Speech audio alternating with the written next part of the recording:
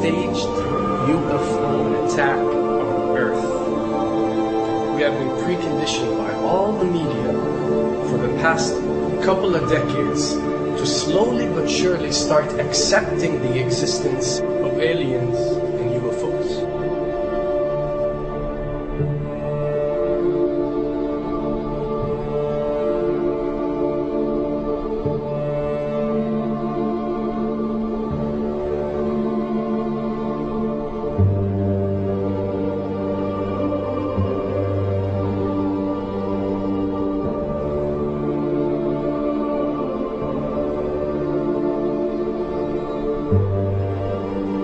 I can tell you right now that 99% of every UFO sighting that has ever taken place has actually not been an unidentified flying object, because this has always been military technologies.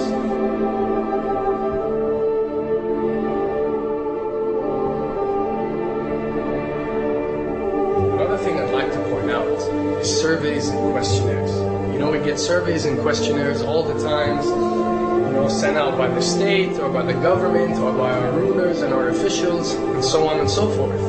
Do you really think that these ruling powers care about what you think? Do you really think that they're waiting to ask you and receive your answer before making a decision? What happens with these questionnaires is that they are released. For example, what country do you think the US should attack next? And if it yields back results like 70% of the US population believe Iran is the next country that should be attacked, this is actually a study conducted for the effectiveness of the media propaganda that they are using. So when they get such results, they look at it and they be like, all right, amazing. Our media propaganda is working. We are purposely trying to manipulate people to think that Iran should be the next one, and check out the survey results. We're doing a great job in propaganda. That's what it's all about. And if the results come back and they aren't up to par, so let's say 20% want war with Iran and 80% want actual peace, they say, okay, so now we have to go and rework our media propaganda and make it more effective so these percentages change. Why am I saying this? Because of the UFO phenomenon. Since the 60s, the amount of people who believe in extraterrestrials have skyrocketed, and it's only increasing day by day in our modern world. This only confirms the success and the plans that are taking place to first manipulate you to believe in UFOs, and second, to conduct a UFO attack that is going to force the whole world to unite to fight off this enemy and accept the New World Order. A former Canadian government official is warning we may be on the verge of intergalactic war, saying, quote, the Bush administration has finally agreed to let the military build a forward base on the moon, which will put them in a better position to keep track of the comings and goings of visitors from space, and to shoot at them if they so decide. I was introduced to the late Dr. Wernher von Braun in the U.S., the father of rocketry. In my first meeting with him, during that first 3.5 hours, he said to me, Carol, you will stop the weaponization of space, because there is a lie being told to everyone that the weaponization of space is now first being based upon the evil empire, the Russians. There are many enemies, he said, against whom we're going to build this space-based weapon system. The first of whom was the Russians, which was existing at that time.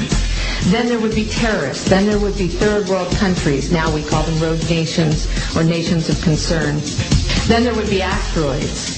And then he would repeat to me over and over, and the last card, the last card, the last card would be the extraterrestrial threat. As a military strategist, as a person who worked on the MX missile, which I did later, he said, you will find that there is going to be a spin to find some enemy against whom we have to build space-based weapons, and now we should expect the spin. And that's the formula, except that it's all based on a lie. A supersonic saucer. Called the Silver Bug, it was truly revolutionary. The plans show in detail a multi-jet engine craft that boasted amazing maneuverability and speed.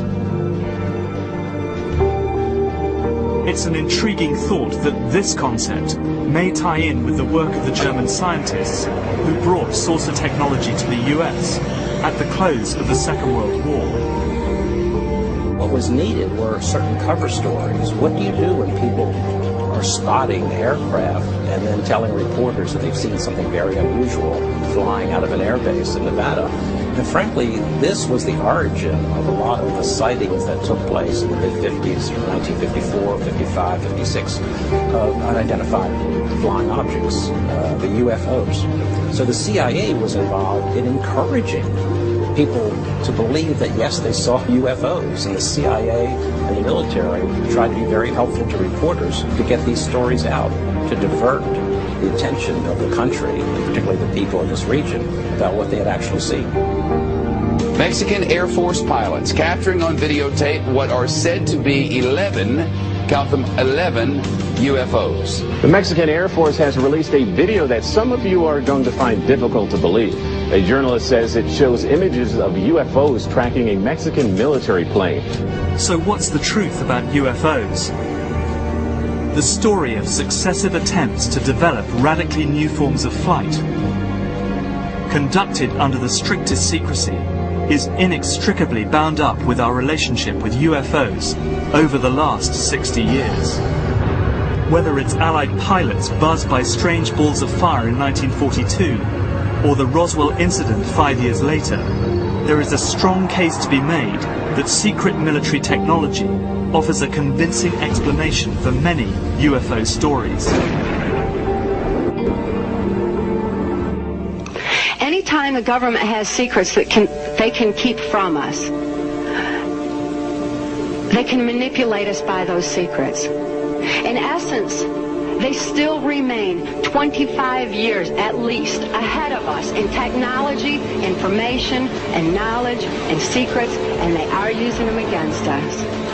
I heard over the years, many times over, that the plan to usher in the New World Order would be to make all the people in this country and around the world feel totally helpless to prevent the New World Order from occurring, this world dominance plan, by saying that we had been invaded by aliens, so that we would say, oh, please, UN, come in and help us all.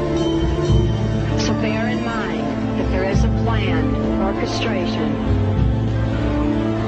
to get people to be submissive through the secret technology and information that they're keeping from you under the blanket of the so-called National Security Act.